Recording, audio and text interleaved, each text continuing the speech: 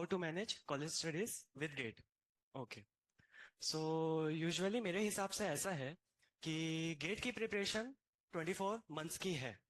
2 years हमको gate के लिए डेडिकेट। अगर हम यहाँ पर 7 बजे अगर क्लास स्टार्ट हो रहा है, 9-10 बजे तक यहाँ पर खत्म हो जा रहा है, और 10 बजे से पहला पीरियड वहां पर कॉलेज में अगर स्टार्ट हो रहा है, तो बिल्कुल वहां पर जा सकते हैं। इन केस अगर पहला पीरियड छूट भी जा रहा है, तो भी वहां पर 3 पीरियड अटेंड कर लो, सेकंड लैब पीरियड अटेंड कर लो, वहां पर सारी चीजें मैनेजेबल हो जाती हैं। लेकिन यहाँ पर गेट का जो स्टडी आवर्स है, हमें जो 24 मंथ्स का जो स्टडी आवर्स है, अब एक और बात यहाँ पर कैच में ये है कि हमें 2 बार एग्जाम दिला रहे हैं। थर्ड ईयर के बाद भी एग्जाम दिला रहे हैं और फोर्थ ईयर के बाद भी एग्जाम दिला रहे हैं। थर्ड ईयर में बहुत लोग बहुत सीरियस प्रिपरेशन करके जाते हैं, और फिर फाइनल ईयर में उस सीरियस अटेम्प्ट को और ज्यादा अच्छा करते हैं। लेकिन ऐसा जरूरी नहीं है कि हम पूरी तरह से 100% प्रिपेयर कर पाए एक साल में। बहुत मुश्किल होता है, कर सकते हैं लेकिन बहुत मुश्किल होता है। तो थर्ड ईयर की जो प्रिपरेशन होती है, उसमें ऐसा कर सकते हैं कि 6 सब्जेक्ट, 7 सब्जेक्ट, 5 सब्जेक्ट, जितने भी हमारी कैपेबिलिटी है हम उतना कर लें, तो ये काफी इनफ हो जाएगा।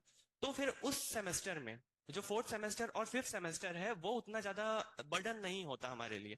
फिर धीरे धीरे जब फाइनल ईयर वाला आता है, सिक्स्थ और सेवन सेमेस्टर, तो कॉलेज भी लीनियंट हो जाते हैं। सेवन सेमेस्टर में तो बिल्कुल जाने की जरूरत होती नहीं है उतनी ज्यादा। सीधे सीधे सब्जेक्ट्स भी कम हो जाते हैं, एक प्रोजेक्ट होता है, तो उस पर उतना ज्यादा टाइम इन्वेस्ट करने की जरूरत होती नहीं है।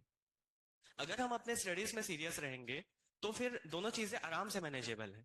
ज्यादा इसमें ज्यादा सोचने की बात होती नहीं है।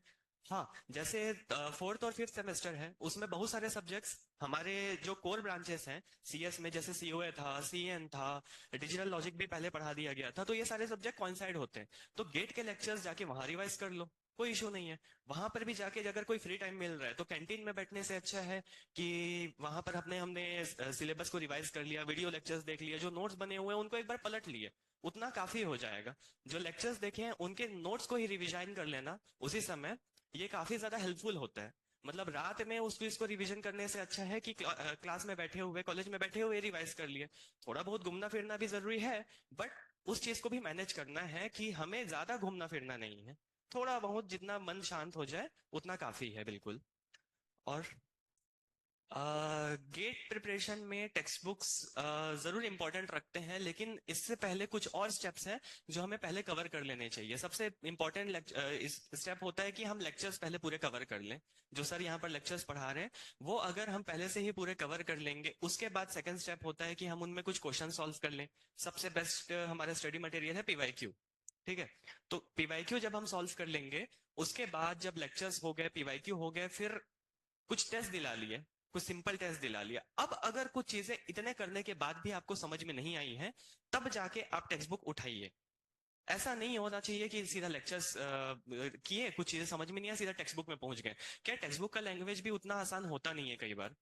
लेकिन ये जरूर है कि कुछ जो गाइड बुक्स होते हैं, जो रेफरेंस बुक्स होते हैं, उनका भी लैंग्वेज कुछ इजी से होता है। मैंने टेक्स्ट बुक्स अपने रिफर किए थे सिक्स और सेवन सेमेस्टर में, खास करके सेवन सेमेस्टर में, जब ये पुराने स्टेप्स पूरे पूरे क्लियर हो गए थे, जब मेरे लेक्चर्स हो चुके थे, जब पीवाईक्यूज हो चुके थे, जब टेस्ट सीरीज में लगा चुका था। उसके बाद मैं देखता था कि हाँ, कुछ क्वेश्चंस अगर मेरे से नहीं बन रहे, कुछ स्पेसिफिक पार्ट अगर मेरे से नहीं बन रहे, फिर मैं लेक्चर पे गया सर के। हमारे ऐप में तो लेक्चर्स हम बार बार देख सकते हैं। तो अगर वहां पर भी अगर मेरा वहां पर नहीं हो पाया, तो फिर मैं ध्यान देता था कि चलो गैल्विन उठा लिया ओएस के लिए, वहां पर अच्छा सीमा फोर के लिए यहाँ पर ये पॉइंट लिखा हुआ है, ओके अच्छा समझ में आ गया, ऐसा टाइप का होता था। तो पहले पुराने स्टेप्स को हमको क्लियर कर लेने। लेकिन अगर पुराने स्टेप्स में ही हम अभी हैं, हमारा रिवाइज ही नहीं हुआ है पुराना, तो सीधा टेक्स्ट बुक में जाना शायद हमारे लिए नेगेटिव पॉइंट हो सकता है, क्योंकि वो चीजें फिर और टफ लगने लगेंगी हमको। लेकिन अगर पहले, अब जो AIR 100, AIR 50 के लिए टारगेट कर रहा है, वो तो टेक्स्ट बुक जरूर पढ़ेगा। उनको तो टेक्स्ट बुक पढ़ना ही है, लेकिन सबके पास उतना टाइम नहीं होता है, सबकी थिंकिंग एबिलिटी अलग होती है। तो टेक्स्ट बुक तभी रिफर करना जब सारी चीजें आपकी हो चुकी हो। अगर आपको क्वेश्चंस के थ्रू समझ में नहीं आया है, तब टेक्स्ट बुक में जाइए, वो स्पेसिफिक पार्ट को देखिए, सिर्फ उतने पैराग्राफ को पढ़िए और क्लोज कर दीजिए। मन तो उतना ज्यादा मेरा शांत था नहीं कभी भी। मन तो तभी शांत होता है। ठीक है, मैंने कहीं ये चीज सुनी हुई थी यूट्यूब में, जब जेई की प्रिपरेशन कर रहे थे, कि हमें सबसे ज्यादा अच्छी नींद कब आती है। ठीक है, शायद यूट्यूब में ही सुना था मैंने ये चीज, कि अगर मैं आज बिल्कुल भी प्रिपरेशन मैंने नहीं की है, आज का दिन जैसे मैंने स्टार्ट किया, सुबह 7 बजे उठा हुआ हूँ, सुबह 7 बजे उठना चाहता था, बस 7 बजे ना उठ के हो सकता है मैं 9-10 बजे उठ गया, अलार्म बजा, लेकिन मैंने सोने से मतलब सो गया मैं वापस। तो फिर 10 बजे उठा, लेक्चर्स भी स्किप हो गए, कॉलेज भी नहीं गया, कुछ वर्कआउट भी नहीं किया, बस खाया पिया पड़ा रहा। तो रात को ना वो गिल्ट बहुत ज्यादा अच्छा नहीं लगता है हमको। रात को अगर हम सीरियस है तो हमको गिल्ट आएगा ही आएगा कि यार आज का दिन तो पूरा बर्बाद कर दिया मैंने। तो उस रात जो है ना, मैंने नोटिस करता तो उतनी अच्छी नींद आती नहीं थी बिल्कुल भी। ऐसा लगता था कि यार एक दिन गया मेरे लाइफ का। लेकिन अगर वही चीज मैं सुबह जल्दी उठूं, 4 बजे मतलब 5 बजे 6 बजे 7 बजे जो भी है, एक टाइम टेबल मेरा बना हुआ है, उसमें उठूं, मैं लेक्चर्स आऊं, मैं कॉलेज जाऊं, कॉलेज में भी अच्छे से पढ़ाई करूं, वहां इनपुट दूं, वापस आके रिवाइज करूं, कुछ खेल कूद भी लूं हल्का फुल्का, कुछ दोस्तों से भी बात कर लूं। और रात को अगर मैं सोने का ट्राई करूं, इतनी अच्छी नींद आती थी ना उस समय, ऐसा लगता था कि हाँ आज का तो टारगेट पूरा हो गया है। तो मन ऐसे ही शांत होता है। अगर आप काम करोगे तब मन शांत होगा। आप जितना ज्यादा खाली बैठे रहोगे, वेल्ले बैठे रहोगे, उतना ज्यादा आप अशांत होते जाओगे। उसके बाद जब धीरे धीरे प्रेशर भी बिल्ड होते जाता है, जैसे ही 6 सेमेस्टर 7 सेमेस्टर आने लगता है, गेट को 4 महीने बचे, 6 महीने बचे, तो प्रेशर बहुत ज्यादा हो जाता है। तो उस समय शांत रखने आपको अपना एक ही तरीका है कि टेस्ट सीरीज में अच्छा परफॉर्म करो। टेस्ट सीरीज में अच्छा परफॉर्म करने का मतलब ये सिर्फ ये नहीं है कि नंबर अच्छे आ रहे हैं। टेस्ट सीरीज में परफॉर्म करने का ये मतलब है कि मैंने टेस्ट दिलाया, 3 घंटे बैठना भी बहुत टफ होता है, बिल्कुल नहीं बैठा जाता। तो जब 3 घंटे हम बैठ गए, 3 घंटे के बाद मैंने कुछ नंबर आए मेरे, थोड़ा दुखी भी हुआ कि चलो कम नंबर है, अगर अच्छे आ गए तो खुश भी हुआ, बट ओवर एक्साइट नहीं हुआ। फिर उस चीज को एनालाइज किया, मन अपने आप शांत हो जाता है। जब हम काम करेंगे ना, हमने कोई अगर टारगेट बना के रखा हुआ है, टारगेट तो हम सब बनाते हैं, हम टाइम टेबल सब बनाते हैं, लेकिन फॉलो नहीं कर पाते हैं। जब आप फॉलो करने लगे 80% 90% भी अगर आप फॉलो करने लगे ना, तो अचानक से आपका मन शांत होने लग जाएगा। मैं बहुत ज्यादा शांत था अपने एग्जाम डे पे, क्योंकि उसके पहले के सारे काम मैंने खत्म कर लिए थे। मेरे सारे पीवाईक्यू हो चुके थे, कम से कम काफी बार 3 3 बार सबका रिवीजन कर चुका था। मेरा पूरा टेस्ट सीरीज खत्म हो चुका था। मैंने सारे पीवाईक्यू के क्वेश्चंस लगा लिए थे। तो मैं क्लियर था कि चलो अब जाके अच्छे से एग्जाम दिला के आना है, बस हो जाएगा उसके बाद। तो मन ऐसे ही शांत होता है जब आप काम करोगे, जब आप प्रोडक्टिव रहोगे, तो मन अपने आप शांत रहेगा। टेस्ट एनालिसिस का सबसे की पॉइंट है, चलो इसको भी पूरे फेज में अपन कवर करते हैं। 3 टाइप के टेस्ट होते हैं, टॉपिक वाइज, सब्जेक्ट वाइज, और जो हमारा फाइनल मॉक टेस्ट होता है फुल लेंथ वो। तो टॉपिक वाइज में यूजुअली ये होता है कि वो टफ क्वेश्चन ज्यादा देते हैं। वो क्योंकि पूरे 15 क्वेश्चंस एक ही टॉपिक से आए हुए हैं, गेट में तो ऐसा होने वाला नहीं है। तो उनको भी तो क्वेश्चंस अपने डेप्थ चेक करनी है। तो उसमें उतना ज्यादा भी इंडल्ज नहीं होना है, कोशिश कीजिए कि ज्यादा से ज्यादा नंबर आए, नहीं आ रहे हैं बढ़ाइए, जितना उसमें डरना बस मत। फिर सब्जेक्ट वाइज में भी यही चीजें हैं कि एक ही सब्जेक्ट से पूरे 50 नंबर के क्वेश्चन आ रहे हैं। तो उसमें भी फिर यही पॉइंट आ जाता है कि वो क्वेश्चंस निकालेंगे कहाँ से, कहीं ना कहीं डेप्थ में जा जाके निकालेंगे। तो क्वेश्चन फिर पीवाईक्यू, पीवाईक्यू क्यों बनाना जरूरी है? पीवाईक्यू इसलिए बनाना जरूरी है क्योंकि हमको पता चलता है कि गेट में आखिर पूछा क्या जा रहा है। जबरदस्ती कुछ भी नहीं पढ़ना है, गेट स्पेसिफिक होके पढ़िए, थोड़ा सा ही लेवल अप कीजिए। तो ये इंपॉर्टेंट है। तो फाइनल जब हमको एनालिसिस करना है वो होता है फुल लेंथ टेस्ट। तो फुल लेंथ टेस्ट का एनालिसिस करने का इंपॉर्टेंस यहाँ से शुरू होता है कि आप सबसे पहले रिवीजन से स्टार्ट कीजिए, कि टेस्ट से पहले आपने अपने पूरे सिलेबस को रिवाइज कर लिया कुछ देर बैठ के। जब रिवीजन हो गया, थोड़ा देर रेस्ट लिया, फिर टेस्ट दिलाने बैठे, जो भी आपका टाइम स्लॉट है 2 से 5 या 9 से 12, उस टाइम पे टेस्ट दिलाने बैठे, तो उस पूरे फोकस के साथ उसमें बैठना है। कहीं भी कोई डिस्ट्रैक्शन नहीं होना चाहिए कि आप फोन देखने लग गए या अचानक से नोट्स कोई देखने लग गए। कोई भी चीटिंग नहीं करनी है, अपने आप के साथ बिल्कुल वहां पर फेयर रहना है, उस पेपर के साथ फेयर रहना है। फिर उसमें जितना भी नंबर आया वहां पर देख लीजिए, उसको लिख लीजिए कि हमारे इतने नंबर्स आए हुए हैं, इतने नंबर्स हमारे बन गए। उसके बाद जब 2 घंटे 3 घंटे बाद आप उस क्वेश्चन को वापस उठा के देखिए, अब वहां पर क्वेश्चन बाय क्वेश्चन आपसे जो क्वेश्चन बन गए हैं और नहीं बने हैं। कुछ क्वेश्चंस ऐसे भी होते हैं कि हाँ अचानक से नया टॉपिक मुझे दिखा, नया कॉन्सेप्ट मुझे दिखा, फिर भी वो क्वेश्चन मेरे से बन गए। तो वो क्वेश्चन फिर भी इंपॉर्टेंट है, हम उनको नेग्लेक्ट कर देते हैं कई बार। वो बाद में हो सकता है उस दिन ना बने क्योंकि वो रिवाइज नहीं है, तो उसको भी लिख लीजिए कहीं पर जाके। तो एनालिसिस को भी 2 3 घंटे निकालने हैं हमको कि मेरे नंबर कहाँ कटे, मेरे से कौन सा टॉपिक अभी भी छूटा हुआ है, कोई ऐसा रिपीटेटिव टॉपिक है क्या जिसमें मेरे नंबर नहीं आ रहे हैं। मेरे साथ ऐसा हुआ था जब जनवरी मंथ था। तो मैं यूजुअली ये नोटिस करा था कि सीएन का जो टीसीपी वाला जो पार्ट है, अपर लेयर जो पार्ट है, टीसीपी ट्रांसपोर्ट लेयर के बाद का, वहां के क्वेश्चंस मेरे से नहीं बन रहे थे। तो मैंने ब्रेक लिया टेस्ट सीरीज से, और 2 दिन लगा के वापस उस लेक्चर्स को रिवाइज किया, अपने नोट्स को रिवाइज किया, फिर उस क्वेश्चंस पे वापस बैठा, तो वो अचानक से मेरे से बनने लग गए। और बड़े मजे की बात यह है कि फाइनल टेस्ट में भी उसके 2 या 3 नंबर के क्वेश्चन आए थे और मेरे सारे बन गए वो। हो सकता है वो ना बनते अभी 3 नंबर में पीछे रहता। तो ये भी जरूरी है। एनालिसिस इसीलिए इंपॉर्टेंट है कि कौन से टॉपिक, कौन से कॉन्सेप्ट मेरे को अभी भी नहीं आते हैं, मुझे अभी भी नहीं आते हैं, उन पे ध्यान देना है। और क्वेश्चंस को टिक करते जाना है, कुछ नए टाइप के क्वेश्चन दिख रहे हैं क्या, कुछ स्पेसिफिक क्वेश्चंस मेरे से नहीं बन रहे हैं क्या, कोई स्पेसिफिक टॉपिक, कोई स्पेसिफिक वीक एरिया मेरा, या फिर ये भी कि क्या 3 घंटे में अच्छे से बैठा था कि नहीं बैठा था। 3 घंटे बैठना बिल्कुल आसान बात नहीं है। तो 3 घंटे अच्छे से बैठना भी है। इतने चीजें कवर करने के बाद ज्यादातर ये भी होना चाहिए कि कुछ जो कॉन्सेप्ट्स रिपीट हो रहे हैं, कुछ नए कॉन्सेप्ट्स हमको दिखे, वो कहीं लिख भी लिए।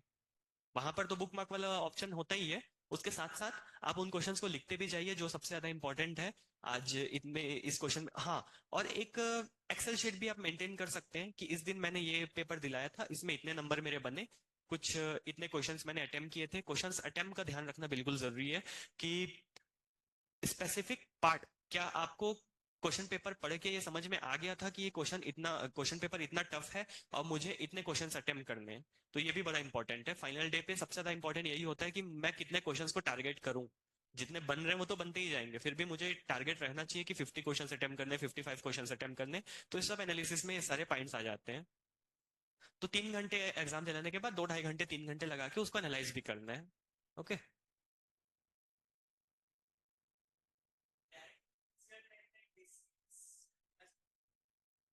तैयारी अगर बहुत जल्दी स्टार्ट हुई है, थर्ड सेकंड ईयर में ही स्टार्ट हुई है, तो फिर उस समय एकदम टेस्ट सीरीज में इंडल्ज होने की जरूरत नहीं है। अपने आप को थोड़ा फ्रेश भी रखना जरूरी है। Topic wise, subject wise test उस समय मोर देन इनफ है अपने आप को पता करने। वीकली टेस्ट जो यहाँ पर आई गेट में होता है, वो भी अपने आप को फ्रेश रखने के लिए मुझे कितना आता है कितना नहीं आता है ये जान। टेस्ट तो हमेशा इंपॉर्टेंट होता है, लेकिन एकदम फुल लेंथ टेस्ट में जाने की जरूरी नहीं। हो सकता है आपका कॉन्फिडेंस लेवल उससे गिर जाए। हाँ, लेकिन अगर 1 साल बचा हुआ है तो 1 महीने रिवीजन करने के बाद ही आपको स्टार्ट कर देना है। क्योंकि टेस्ट सीरीज भी यूजुअली ये होता है कि हर टेस्ट सीरीज में जितने भी मार्केट में अवेलेबल है उसमें 100 टेस्ट तो होते ही है, सब्जेक्ट वाइज टॉपिक वाइज और सब मिला के 2 साल के। तो 100 टेस्ट दिलाने भी तो है हमको। तो वो अगर मई जून जुलाई के मंथ में अगर आप स्टार्ट कर दें और फुल लेंथ टेस्ट अक्टूबर नवंबर आते आते तक अगर आप स्टार्ट कर दें, तो काफी रहेगा, ठीक रहेगा ये चीज। ओके। Thank you. ओके। तो थर्ड ईयर के मॉक मैं अभी काउंट नहीं करूंगा। और फोर्थ ईयर में भी, मतलब जो फाइनल ईयर वाला मेरा जो अटेम्प्ट था उसमें भी जो फाइनल मेरे मॉक थे, उसमें कुछ इजी मॉक मैंने बिना पूरे फुल प्रिपरेशन के भी दिला लिए थे, तो उनको भी मैं काउंट नहीं कर रहा हूँ। फुल फ्लेज्ड पूरा प्रिपरेशन, पूरे हर चीजें कवर करने के बाद जो मैंने टोटल मॉक दिलाए थे, वो थे 40 के करीब थे। मतलब मैंने 40 फुल लेंथ टेस्ट दिलाए हुए हैं। उसके ऊपर से 2012 के बाद से 2023 तक, 2012 से लेकर 2023 तक जितने भी गेट के पेपर्स हुए थे, कुछ में 2-3 सेट थे, तो 15 के पे आसपास पेपर थे। उनको भी मैंने एज अ मॉक टेस्ट दिलाया था। पीवाईक्यू का एज अ टॉपिक वाइज भी अलग से बनाया हुआ है, बट उनको भी एज अ मॉक टेस्ट मैंने दिलाया हुआ था। तो 40 + 15, कुछ 55 मैंने मॉक टोटल दिलाए हुए हैं। और ये यूजुअली जनवरी, दिसंबर और जनवरी मंथ के बात है। उससे पहले भी अगर दिलाए होंगे उनको उतना काउंट नहीं कर रहा हूँ, क्योंकि वो फुल प्रिपरेशन के साथ नहीं थे।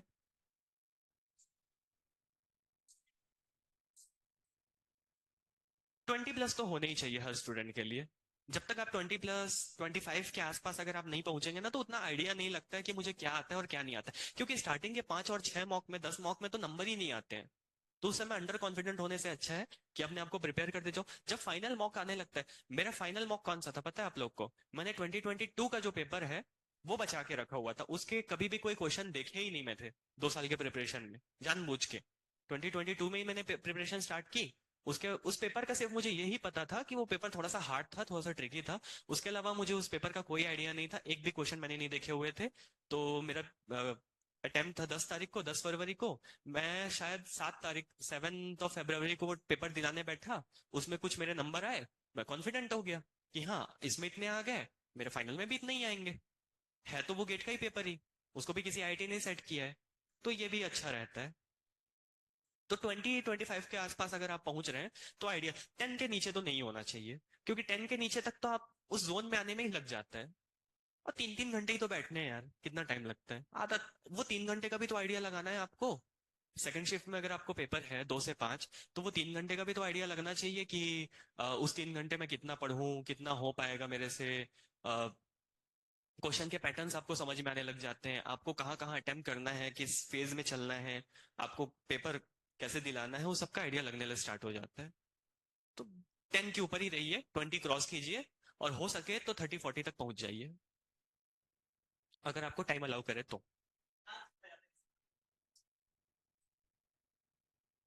सोशल मीडिया तो जितना अवॉइड हो सके उतना अच्छा है। मैं सच में बता रहा हूँ, आज भी मेरा कोई सोशल मीडिया हैंडल है ही नहीं। लिंक्डइन अभी अभी कुछ दिन रिजल्ट आने के बाद ही बनाया था, और इंस्टाग्राम में तो मेरा अकाउंट है ही नहीं। एक व्हाट्सएप हमको बार बार यूज करना होता है, तो व्हाट्सएप आजकल जरूरी है, बट कोशिश करो कि व्हाट्सएप में भी जो चैट्स वगैरह आ रहे हैं, इधर उधर के मैसेजेस आ रहे हैं, सबको इग्नोर करो। सोशल मीडिया भी वही चीज है, पता है, चीप डोपामिन। चीप डोपामिन जहां से भी हमको मिलता है, हमेशा नुकसानदायक है, हमेशा वो हमारे लिए डिसएडवांटेज करना ही आता है। चिप डोपामिन ही सबसे बड़ा कारण है कि हमको उस सोशल मीडिया की, उस रील्स की, उस शॉर्ट्स की लत लग जाती है। तो उससे हमेशा बच के रहना। ये सिर्फ आज की बात नहीं है, गेट की बात नहीं है, आप जितना सोशल मीडिया से दूर रहेंगे ना, आपको उतनी शांति मिलेगी। आजकल कल ही मैंने कहीं कोट देखा था ये चीज, कि offline is the new peace of mind. जो लोग ऑफलाइन रहते हैं उनका मन ज्यादा शांत रहता है। उसने खुद लिखा हुआ था ये चीज अपने आप को ऑफलाइन करते हुए। तो ऑफलाइन करना ही क्यों है, सीधा डीएक्टिवेट मारो, खत्म करो, अनस्टॉल कर दो इंस्टाग्राम। सोशल मीडिया हो गया, क्रिकेट हो गया, आईपीएल हो गया, पॉलिटिक्स हो गई, इन चीजों से थोड़ा दूर रहें। जितना डिस्टेंस बनाएंगे उतनी लाइफ अच्छी रहती है, अपने आप की भी, मन भी शांत रहता है। जब यूपीएससी के प्रिपरेशन करेंगे तो वापस आ जाएंगे, क्रिकेट में भी ध्यान देंगे, पॉलिटिक्स में भी ध्यान देंगे, जियोग्राफी में भी ध्यान देंगे। अभी चुपचाप गेट पढ़ लेते हैं, टेक्निकल सब्जेक्ट्स पढ़ लेते हैं, कहीं किसी अच्छे कॉलेज में चले जाते हैं, देखेंगे उसके बाद एक दिन में कितने लेक्चर्स देखने चाहिए। तो ये हर स्टूडेंट के स्टूडेंट डिपेंड करता है, एक दिन पे कितने लेक्चर्स देखने चाहिए जितने आप ग्रेस्प कर सके। ठीक है, लेकिन ये चीज टाइम पे भी डिपेंड करती है। आपने हो सकता है एक साल में ही तैयारी स्टार्ट की हो, सीधा छठवें सेमेस्टर में अगर तैयारी स्टार्ट की होगी तो फिर तो 5-5 लेक्चर देखने पड़ेंगे दिन में, तब जाके कवर होगा। लेकिन अगर आइडियली हम देखें कि अगर आपने फोर्थ या फिफ्थ सेमेस्टर में ज्वाइन किया हुआ है, तो यहाँ तो 2 क्लास होने वाली है एक दिन में। अगर आप 2 क्लास ले रहे हैं तो 2 क्लास होगी, या फिर सुबह का जो सिर्फ 2 घंटे का क्लास है वो होगी।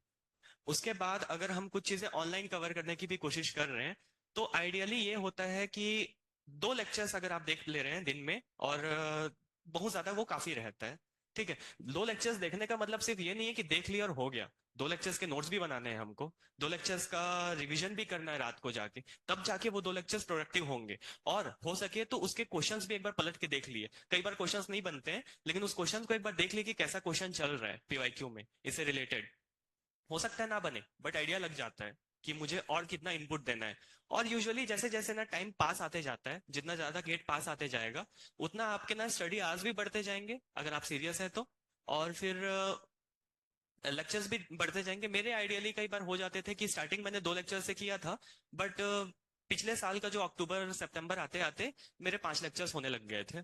दिन भर ही बैठना रहता था यहाँ पर कोचिंग में। स्टडी आवर्स फिर वही बात है, सब पे डिपेंड करता है, हर पर्सन टू पर्सन पे डिपेंड करता है हमको कितना टाइम बचा हुआ है अभी गेट के लिए।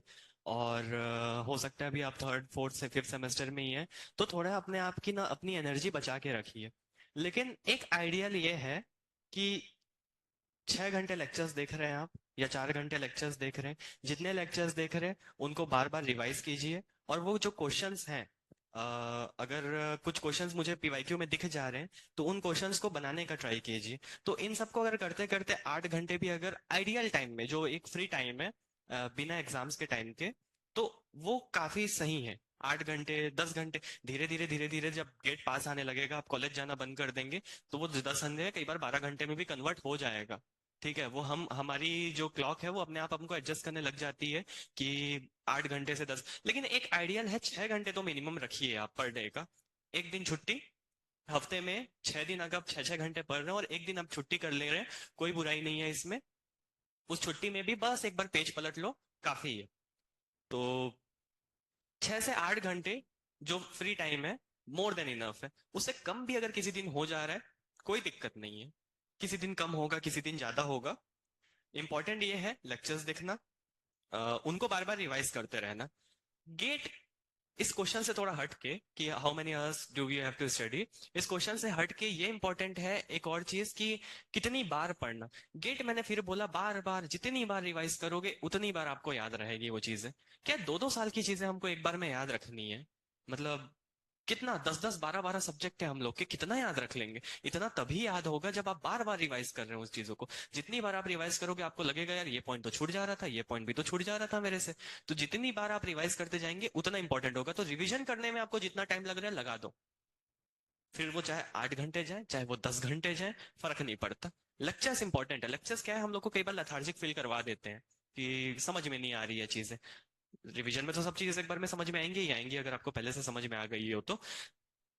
कीप इट स्लो, आराम से करते जाइए। 2 साल है आपके पास पूरा, आराम से हो जाएगा। हाँ लेकिन अगर आपके पास बहुत कम टाइम है, आपने सिर्फ 1 साल की प्रिपरेशन ऑप्ट की है या आपने सिर्फ 6 महीने की प्रिपरेशन ऑप्ट की है, तो फिर आपको 10-10 घंटे तो डेली लगाने पड़ेंगे विदाउट एनी गैप। आप संडे को छुट्टी भी नहीं ले सकते हैं। क्योंकि ऐसे ही देखा जाए तो सीओए के लेक्चर्स हमारे 100 घंटे के हैं, सीएन के लेक्चर्स हमारे 100 घंटे के हैं, डिजिटल भी 40-50 घंटे ले लेता है, मैथ्स भी डीएमएस को भी ले तो 100 घंटे हो जाते हैं। तो 100 घंटे लाने भी तो है हमको अपने शेड्यूल में। फिर वही चीज, रिवाइज भी करना है, टेस्ट सीरीज भी दिलानी है, पीवाईक्यू भी सॉल्व करना है, इन सबके लिए टाइम चाहिए। तो अगर आप फ्री हैं, आपके पास 2 साल का टाइम है, तो 6 से 8 घंटे इनफ है। Other than the college, college में भी अगर आप उस चीज को रिवाइज कर ले रहे हैं तो कोई इशू नहीं है। अब 6 से 8 घंटे का मतलब ये नहीं है कि बस कॉपी खोल के बैठ गए, पढ़ते रहना है। क्लॉक में लगा दीजिए कि कितने टाइम पढ़ रहे हैं कितने टाइम नहीं पढ़ रहे हैं। तो ये फिर ठीक है। और अगर आपके पास बहुत कम टाइम बचा है, 6 महीने या कुछ 8 महीने ही बचे हैं, तो फिर 10 घंटे से प्लस तो देना पड़ेगा। ओके। तो थर्ड ईयर के मॉक मैं अभी काउंट नहीं करूंगा। और फोर्थ ईयर में भी, मतलब जो फाइनल ईयर वाला मेरा जो अटेम्प्ट था उसमें भी, जो फाइनल मेरे मॉक थे उसमें कुछ इजी मॉक मैंने बिना पूरे फुल प्रिपरेशन के भी दिला लिए थे, तो उनको भी मैं काउंट नहीं कर रहा हूँ। फुल फ्लेज्ड पूरा प्रिपरेशन, पूरे हर चीजें कवर करने के बाद जो मैंने टोटल मॉक दिलाए थे वो थे 40 के करीब थे। मतलब मैंने 40 फुल लेंथ टेस्ट दिलाए हुए हैं। उसके ऊपर से 2012 के बाद से 2023 तक, 2012 से लेकर 2023 तक जितने भी गेट के पेपर्स हुए थे, कुछ में 2-3 सेट थे तो 15 के पे आसपास पेपर थे, उनको भी मैंने एज अ मॉक टेस्ट दिलाया था। पीवाईक्यू को एज अ टॉपिक वाइज भी अलग से बनाया हुआ है, बट उनको भी एज अ मॉक टेस्ट मैंने दिलाया हुआ था। तो 40+15, कुछ 55 मैंने मॉक टोटल दिलाए हुए हैं। और ये यूजुअली जनवरी दिसंबर और जनवरी मंथ के बात है। उससे पहले भी अगर दिलाए होंगे उनको उतना काउंट नहीं कर रहा हूँ, क्योंकि वो फुल प्रिपरेशन के साथ नहीं थे।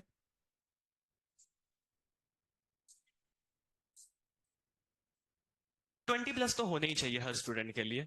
जब तक आप 20+25 के आसपास अगर आप नहीं पहुंचेंगे ना, तो उतना आइडिया नहीं लगता है कि मुझे क्या आता है और क्या नहीं आता है। क्योंकि स्टार्टिंग के 5 और 6 मॉक में, 10 मॉक में तो नंबर ही नहीं आते हैं। तो उस समय अंडर कॉन्फिडेंट होने से अच्छा है कि अपने आप को प्रिपेयर करते जाओ। जब फाइनल मॉक आने लगता है, मेरा फाइनल मॉक कौन सा था पता है आप लोग को? मैंने 2022 का जो पेपर है वो बचा के रखा हुआ था। उसके कभी भी कोई क्वेश्चन देखे ही नहीं मैं थे 2 साल के प्रिपरेशन में, जानबूझ के। 2022 में ही मैंने प्रिपरेशन स्टार्ट की। उसके उस पेपर का सिर्फ मुझे यही पता था कि वो पेपर थोड़ा सा हार्ड था, थोड़ा सा ट्रिकी था। उसके अलावा मुझे उस पेपर का कोई आइडिया नहीं था, एक भी क्वेश्चन मैंने नहीं देखे हुए थे। तो मेरा अटेम्प्ट था 10 तारीख को, 10 फरवरी को। मैं शायद 7 तारीख, 7 फरवरी को वो पेपर दिलाने बैठा। उसमें कुछ मेरे नंबर आए, मैं कॉन्फिडेंट हो गया कि हाँ इसमें इतने आ गए, मेरे फाइनल में भी इतने ही आएंगे।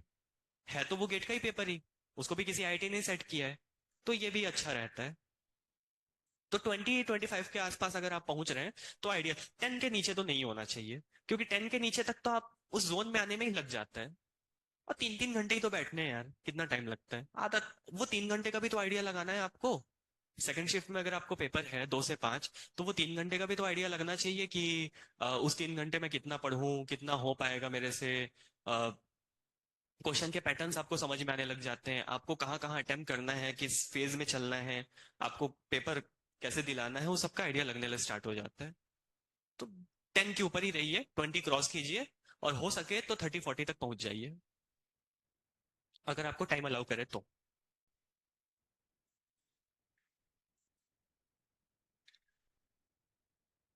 How to manage girlfriend with GATE. सबसे सीधा सीधा रास्ता है, गर्लफ्रेंड बनाओ ही मत। गर्लफ्रेंड बनानी ही नहीं है। जो गर्ल्स हैं उनको बॉयफ्रेंड बनानी ही नहीं है। ये ये तो बिल्कुल ऐसी बात हो गई कि हम जबरदस्ती अपने लिए प्रॉब्लम्स क्रिएट कर रहे हैं। उनसे मिलता कुछ है नहीं। उनसे मिलना जुलना कुछ है नहीं आपको। ठीक है, वो आपका टाइम वेस्ट करेंगे, आपके पार्टनर्स, है ना। और बिल्कुल क्या फर्क पड़ता है इन सब चीजों से, बिल्कुल दूर रहो। किसी काम की नहीं है ये सब। गर्लफ्रेंड्स, ये कल्चर ना आजकल चल पड़ा है कॉलेजेस में, टेक्निकल कॉलेजेस में खास करके, कि हमको अपनी ना लाइफ एंजॉय करनी है। आजकल की ना यूथ इसी में मरी जा रही है कि हमने अपनी लाइफ एंजॉय ही नहीं करी है। एंजॉय क्या करोगे यार, पहले लाइफ बना तो लो, फिर एंजॉय करते रहना। ठीक है, एंजॉयमेंट पता है, enjoyment is a myth. Parents बोलते थे 10th पास कर लो, मजे ही मजे। 12th पास कर लो, मजे ही मजे। कॉलेज पार कर लो, मजे कभी नहीं आने वाले जिंदगी में। और उस मजे के पीछे भागोगे, जिंदगी में कुछ होने भी नहीं वाला है। हम सब भागते हैं, मैं भी भागता हूँ, ऐसा कुछ नहीं, मैं बोल जरूर रहा हूँ। लेकिन ये मिथ है, पता है। मजे कभी नहीं आने वाले। आप पहले, अब जैसे आपने गेट के लिए 2-2 साल इतनी प्रिपरेशन की, आपको पता है जब आप आईआईटीज में पहुंचेंगे तो इससे भी ज्यादा आपको मेहनत करनी पड़ेगी हर सेमेस्टर में। कहाँ के मजे होंगे वहां पर, बताओ अब। कैसे ही मजे ले लोगे। लाइफ का मतलब है स्ट्रगल करना। जितना आप स्ट्रगल करोगे, जितना आप अपने आप को कंफर्ट जोन से बाहर रखोगे, आप उतना ज्यादा ग्रो करोगे लाइफ में। लाइफ का मतलब ये नहीं है कि पैसे कमाने हैं, मुझे सक्सेसफुल होना है, मुझे इसको खुश करना है, मुझे उसको खुश करना है, ये बिल्कुल नहीं है। लाइफ का मतलब है कंटिन्यूअसली ग्रो होते जाना। मरते समय हमको ऐसा लगना चाहिए, हमारे आखिरी टाइम में हमको ऐसा लगना चाहिए कि रिग्रेट्स नहीं होने चाहिए कि मैंने ये नहीं कर पाया किसी रीजन से। जो सोचा था करके दिखाया, करके नहीं दिखाया तो उसके लिए पूरी अपनी जान लगा दी। ये जब होगा, ये जो चिप डोपामिन से निकल के ये जो हाई डोपामिन मुझे मिलेगा, इसमें सबसे ज्यादा खुशी मिलती है हमको। यहाँ आएंगे मजे। ठीक। प्रिपरेशन के समय क्या हमें कभी ये लगता है कि हमसे ये नहीं हो पाएगा? जी जरूर।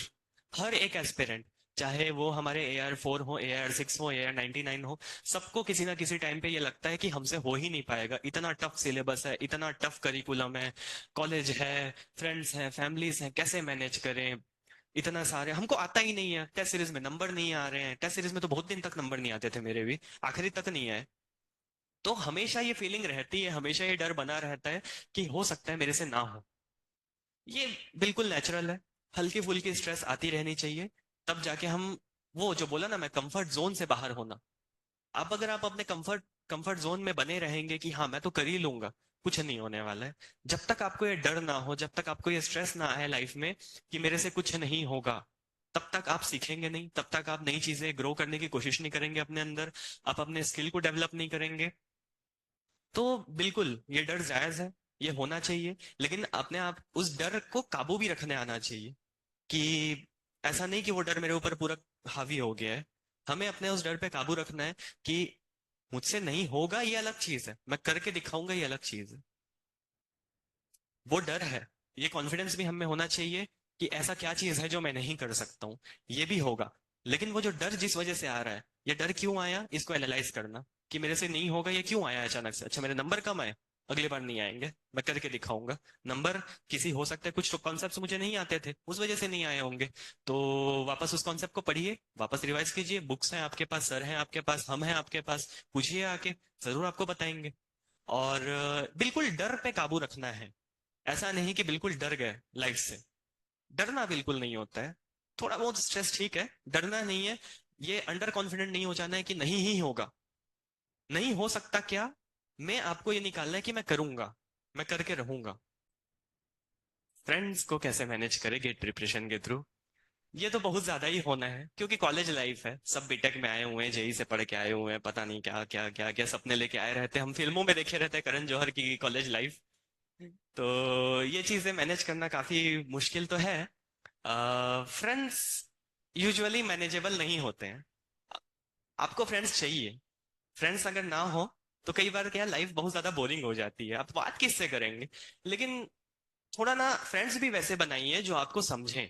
जब आप पढ़ रहे हैं तो वो भी आपको डिस्टर्ब ना करें। कुछ दिन स्टार्टिंग में, कुछ दिन ऐसे घूमने चले जाने में कोई दिक्कत नहीं होती है। लेकिन ये चीजें बार बार नहीं होनी चाहिए। आप रोज नहीं निकलने चाहिए। एक सैटरडे संडे होता है, मिलता है, सबको छुट्टी मिलती है, आप भी छुट्टी ले लीजिए, कोई दिक्कत नहीं है। 2-4 घंटे कहीं चाय पी के आ गए, कहीं छोटा मोटा पार्टी करके आ गए, ये सब चलता है।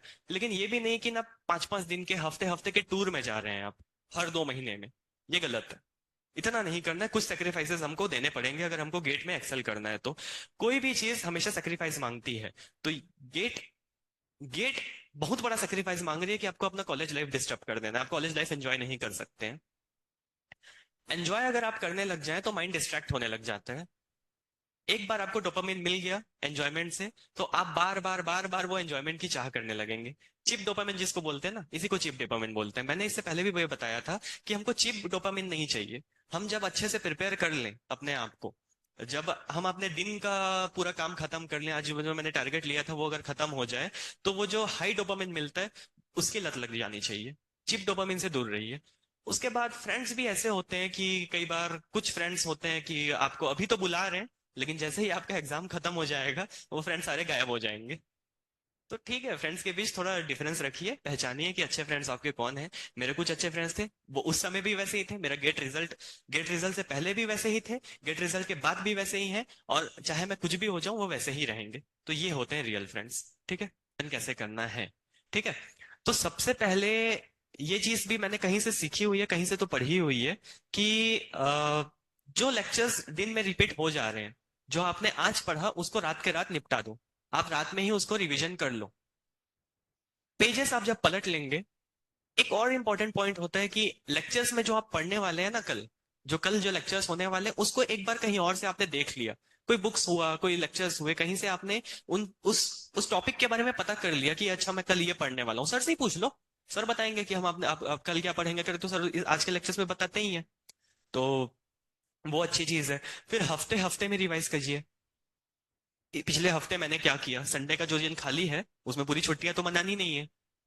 उसमें आप ये देख लीजिए कि इस हफ्ते मैंने क्या क्या चीजें पढ़ी हैं। एकदम रिगरस रिवीजन उस समय नहीं करना है। ठीक है, तो महीने में भी आपने देख लिया कि इस महीने मैंने क्या क्या पढ़ा था, उस नोट्स को बार बार पलट लिए। अब सबसे इंपॉर्टेंट मेरे साथ ये हुआ था कि मेरे लेक्चर्स ना, इस साल के जो 2024 का जब मैं प्रिपरेशन कर रहा था, तो मेरे सारे लेक्चर्स उस समय तक खत्म नहीं हुए थे। मई जून का महीना था, टेस्ट सीरीज स्टार्ट हो चुके थे।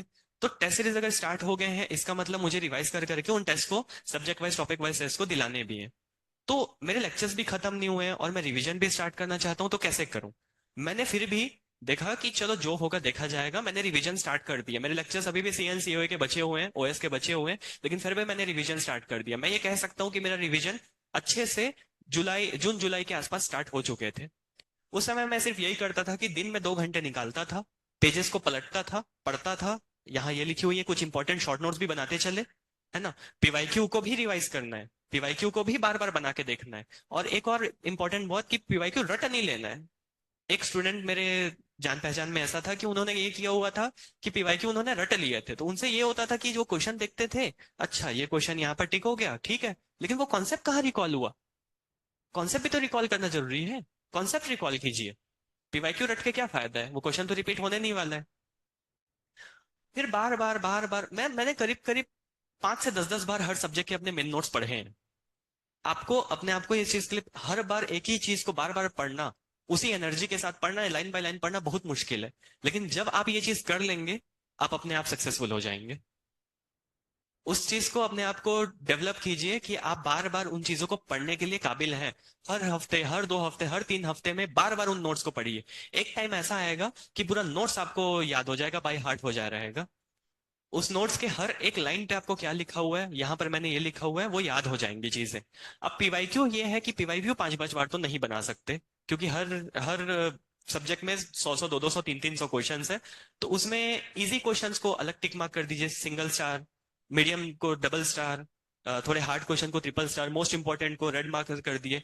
तो जो आखिरी में फाइनल जो जनवरी महीना है, दिसंबर महीना है, उसमें फिर वो जो रेड मार्क है, 3 स्टार क्वेश्चन है, उनको बस बना लिए।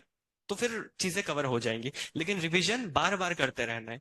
इवन टेस्ट सीरीज को भी रिवाइज करना जरूरी है। एक बार टेस्ट दिला लिया तो ऐसा नहीं कि उसको छोड़ दिया। एक महीने बाद फिर से उस टेस्ट को वापस दिला लो, क्या समस्या है। दिला लो, देखा जाएगा इस बार कितना नंबर आएगा। नंबर बढ़ने ही चाहिए इस हिसाब से, जब अपने कॉन्सेप्ट देख लिए हैं तो। क्वेश्चंस को रटना नहीं है बस, कॉन्सेप्ट रिकॉल कीजिए बार बार। मटेरियल्स में सबसे इंपॉर्टेंट यही है कि आपका जो नोट्स है, आप जो लेक्चर्स देखते हुए जो नोट्स बना रहे हैं, आपका हैंड रिटन, खुद का हैंड रिटन नोट्स, ये सबसे इंपॉर्टेंट स्टडी मटेरियल है आपके लिए। इसके बाद अगर कुछ है तो वो है पीवाईक्यू। पीवाईक्यू, उसके बाद तीसरा आता है आपके ही द्वारा बनाया गया, जब आप टेस्ट दिला रहे हैं तो उसको एनालाइज कर करके आपने जो शॉर्ट नोट्स बनाए हैं, अपने मेन नोट से आपने जो शॉर्ट नोट्स बनाए हैं, ये 3। और अगर आपको इतने भी कम लग रहा है तो एक होता है रेफरेंस नोट्स, मतलब आपने बुक्स को पढ़ के अगर कुछ शॉर्ट नोट्स बना लिए, तो वहां बहुत सारे स्टूडेंट्स मैंने ये देखे हुए हैं कि वो नोट्स जुगाड़ने में लगे हुए हैं, लेक्चर्स जुगाड़ने में लगे हुए हैं कि किसी टॉपर के नोट्स मिल जाएं, किसी दोस्त के मेरे नोट्स में पढ़ लूं। उतना फायदा होता नहीं है उस चीज का। किसी किसी को फायदा हो सकता है कि कुछ पॉइंट्स उनको अलग से समझ में आ गए, उन नोट्स को रिफर कीजिए, उन नोट्स के भरोसे नहीं बैठना है।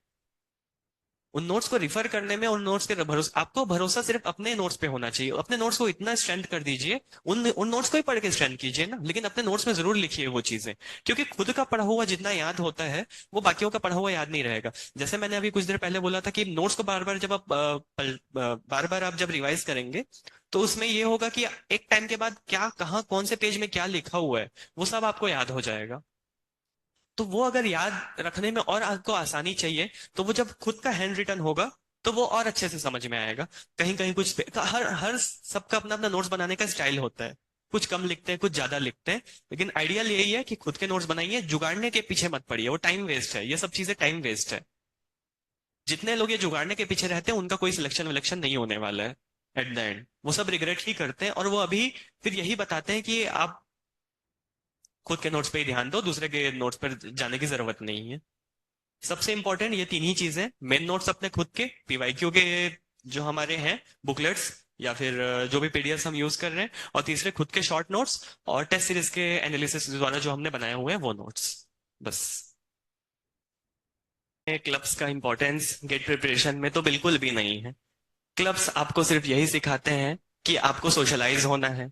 लेकिन ये यूजुअली क्या होता है, अगर हम पहले से ही बीटेक लेवल पे अच्छे कॉलेज में चले जाएं, और हमने अगर 11 12th में अच्छी तैयारी की होगी, तो फिर हम उतना सोशलाइज नहीं हुए रहते लोगों से, उतने फ्रेंड सर्कल हमारे नहीं बने हुए थे, हमारी स्पीकिंग एबिलिटी उतनी अच्छी नहीं होती, हम उतने अच्छे से बोल नहीं पाते, उतने अच्छे से सोशलाइज नहीं हो पाते, इसलिए क्लब्स इंपॉर्टेंट होते हैं। लेकिन क्या हमको ये पूछना है कि अभी मेरे लिए सोशलाइज होना ज्यादा इंपॉर्टेंट है, या मैं अच्छे जगह पहुंच जाऊं और प्लेसमेंट ले लूं, वो ज्यादा इंपॉर्टेंट है? क्लब्स क्लब्स आईआईटीज में अच्छे हैं, एनआईटीज में अच्छे हैं, क्योंकि वहां के स्टूडेंट पहले से ही अच्छे हैं, वो पढ़ाई जरूर करेंगे।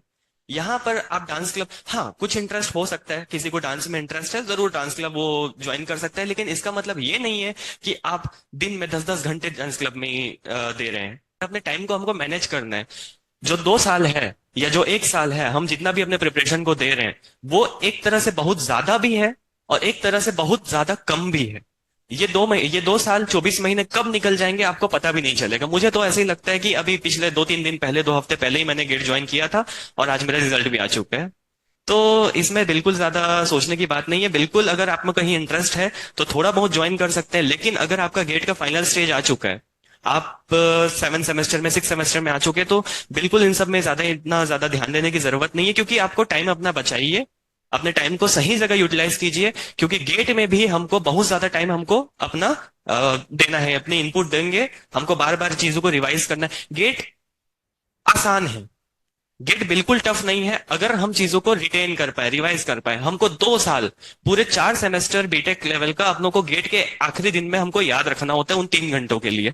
तो इसके लिए हमारी रिटेनिंग पावर अच्छी होनी चाहिए। हमारे दिमाग में जितनी कम बातें होंगी, हमारे जितने कम हमारे थॉट्स होंगे, उतने ज्यादा हम रिटेन कर पाएंगे, उतने ज्यादा रिवाइज कर पाएंगे। गेट का मतलब ये नहीं है कि हमने सिर्फ सिलेबस खत्म कर लिया, कुछ पे सॉल्व कर लिया और हो गया, नहीं। कम से कम 5 5 बार हर चीज को रिवाइज करना है, हमारे नोट्स को रिवाइज करना है, हमारे पीवाईक्यूज को रिवाइज करना है, हमारे लेक्चर्स को रिवाइज करना है, तब जाके गेट में कुछ अच्छा हो पाएगा। ठीक है।